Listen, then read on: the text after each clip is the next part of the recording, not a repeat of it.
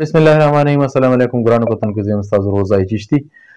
دا ټایم کې ویډیو کومه انتهایی ضروري ویډیو د ټولو مرګو ته خواسته چې ویډیو وګورئ تر اخره پورې، او ویډیو چې څونه شیر کولی شئ نو شیر کړئ، چونکې زموږ یو پولیس والا ملګری دی، رور دی زموږ، مسلمان دی. د هغه خبرې تاسو واورئ، د هغې نه پس خبرې کوو. زما نوم سید حسین شاه دی، د بابوزو اوسېدونکی یم. پولیس محکمه کې مې پولیس ډپارټمنټ مې محکمه ده. زما تقریبا 8-9 میاشتې وشولې چې د ګردو بیمار یم. چې کوم ما سره خبره نقدیت و، زما په ډایلیسس په قرارو باندې ولګاو.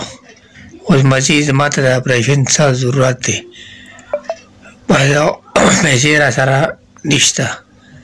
مهرباني به زه خپل پولیس وروڼو ته درخواست کوم چې زما سره څه امداد وکړي.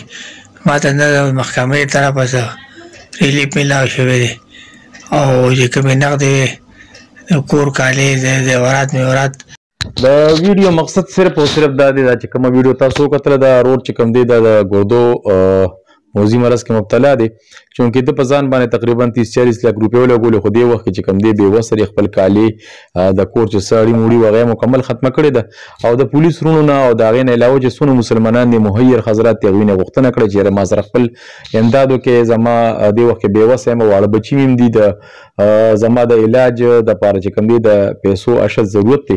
نو غوښتنه یې کړې ده ټولو مسلمانانو نه. نو زما د چې څونه کتونکي دي، زما ټولو مسلمانانو وروڼو ته خواست دی چې د الله د رضا دپاره دې رور سره چې د چا څه وس کېږي او خپل وس ورسره وکړي. د ایزي پیسه نمبر چې کوم دی، موبایل نمبر او د بینک اکاونټ نمبر ته مونږ ورکوو په دغه باندې ویډیو باندې. مهرباني وکړئ سره خپل امداد وکړئ، خپله مرسته ورسره وکړئ. او زما د پولیس بالا حکامو ته آی جي خیبر پښتونخوا چې کوم دی معظم جان انصاري صاحب ته، ډي آی جي مردان محمد علي ګنډاپور صاحب ته، او نور چې څونه بالا افسران دي هغوی ته زما خصوصي پیغام دی. هغوی ته خواست دی چې مهرباني وکړئ د ډپارټمنټ د اړخه چې څه کېږي نو دې رور سره چې کوم دی امداد وکړئ.